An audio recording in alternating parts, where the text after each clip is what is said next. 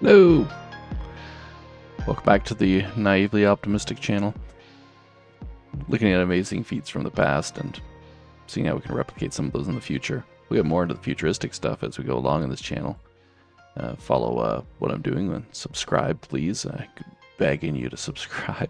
And we'll grow this channel, and I'll hopefully get some of your comments and ideas going forward. Today we're digging into, in this video, another North American treasure. Zoom into the map for you here. But this time on the East Coast, on the shared border between Ontario and New York State, is Niagara Falls. Now you know it of it. I should turn this down for you. One sec. You know it for the. You may know it for the being the honeymoon capital of Canada. There's all these tacky shops and casinos and hotels there, but there's the amazing beauty of the actual falls themselves is definitely worth seeing. Actually, let's take a peek at them here. Let's get a 360 going. For those of you that don't know, there's a U.S. side and a Canadian side, both called Niagara Falls. One's Niagara Falls, Ontario, one Niagara Falls, New York. I think this the Canadian side here. It's a bit larger and a little more scenic, but you can be over on the U.S. side here, obviously, and see the similar things. There's a lot of attractions, and there's like kind of like rides and museums and things that you can go and learn more about the falls. But why is this important to us? Get out of here. Because this is the probably the most important, significant engineering project of the century, I would say, that occurred there. If you're not familiar with what it is, that's why I have this video for you today. Let's switch over. 26th of August 1895, the world's first large-scale alternating current power plant began producing electricity at Niagara Falls. Water from Niagara Falls had been used to power industry since at least 1757. By the middle of the 19th century, a number of mills were powered by canals drawn from the river. So just soak this in for a minute. There's a river that they divert from above, and they funnel the river's water through channels dug under the city and under these mills, and then the mills would use the water power to power their industrial operations. Absolutely incredible and absolutely ingenious. And you can see some are more advanced than others. Some have piping coming out, and there's probably some, it's probably like a feedstock that runs a generator down there. And work began on a new hydraulic.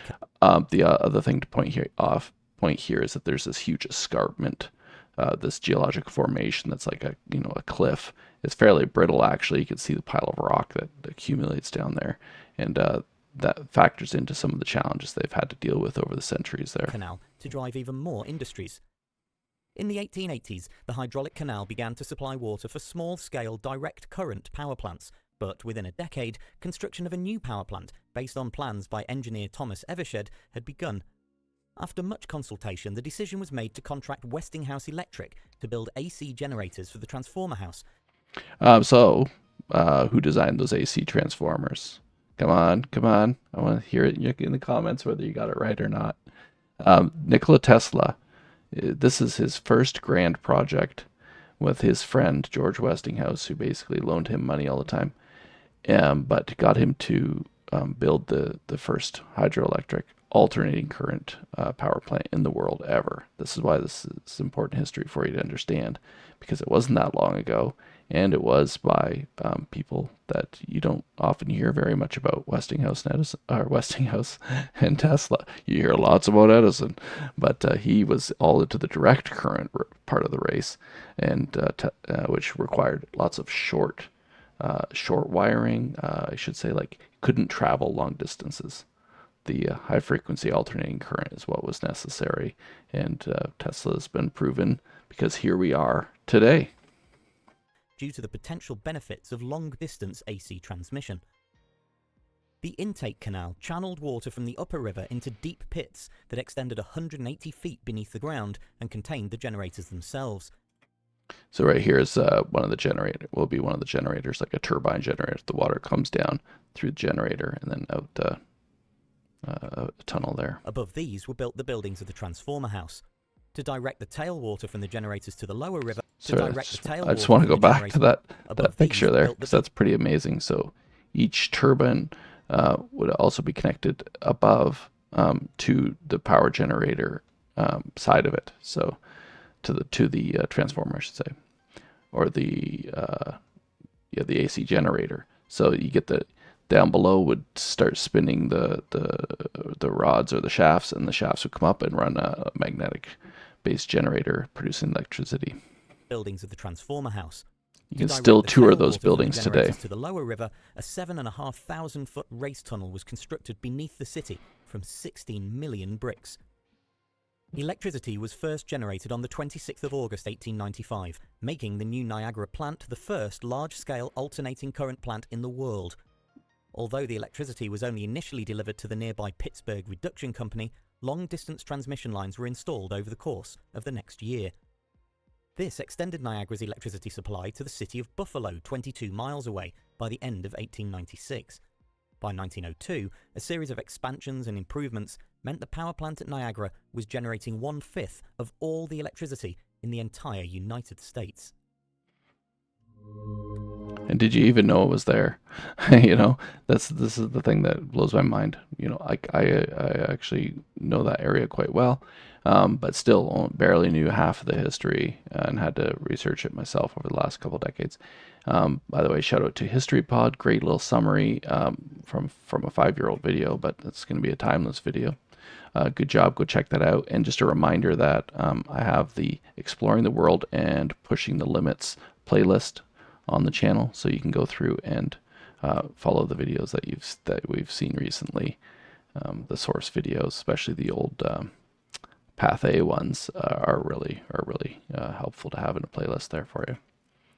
One on the similar topic of hydroelectric generation, I wanted to introduce you to another amazing fellow, Chris Bowden. Check him out. He's got some interesting stuff if you're into mechanical stuff, electrical stuff, what other crazy heavy duty power things. So here he is actually working underneath a hydroelectric generator, a dam, and he's going to show how the turbine gets stuck and how they get it unstuck when they want to get it moving again. Hi there guys, and welcome back to the plant. I'm Chris Bowden, and today I'm going to show you how to kickstart a hydroelectric turbine.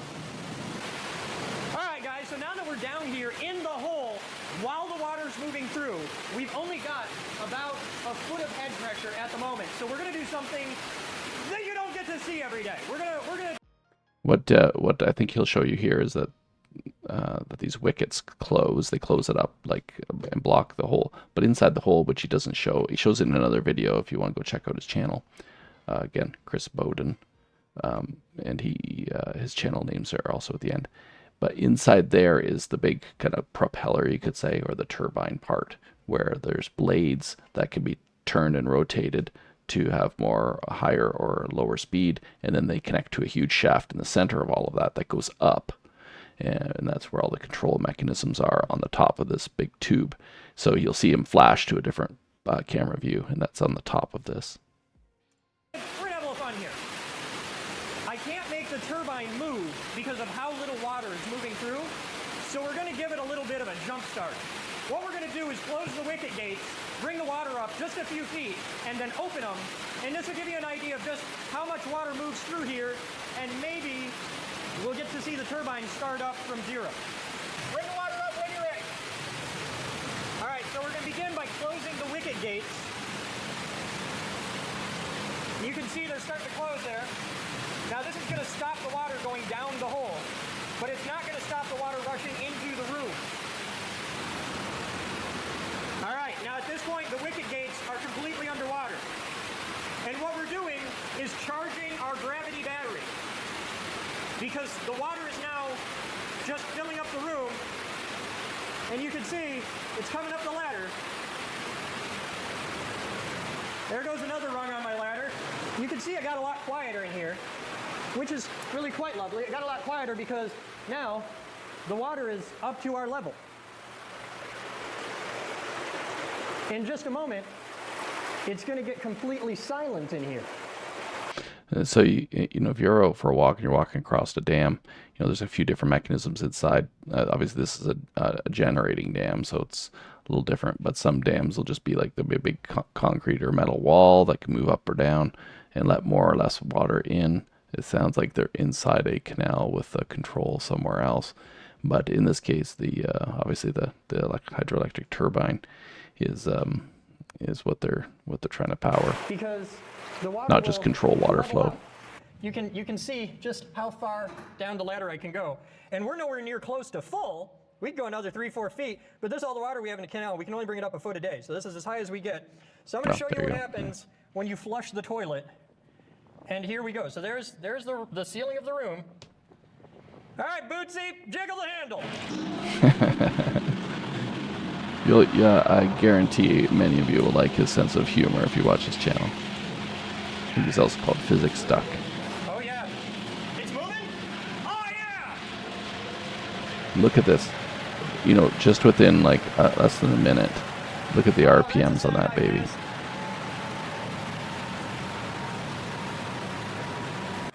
So you can even break down what all these different parts are. Obviously, these levers here turn to this ring, which then turn to the tops of each of those wicket vanes to close and open stuff. Here you've got a bunch of secure, I don't know what they would call them, but to hold the shaft and the rotor in place.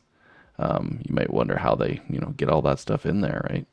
But that's how they hold it in place. And they've got some kind of hydraulic control thing, probably for turning the vanes on and off. But it's pretty impressive to see how fast that goes.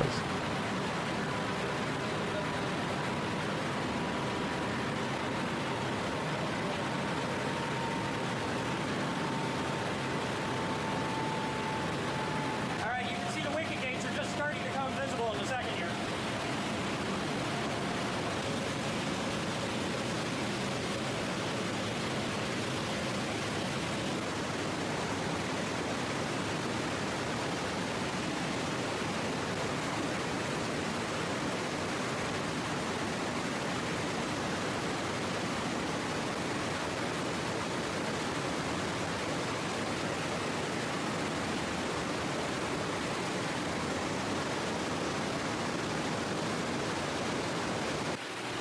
So there's a view you don't really get to see all that often. You are now under a hydroelectric power dam at the bottom in the intake with water actually moving through it. And that's the turbine spinning.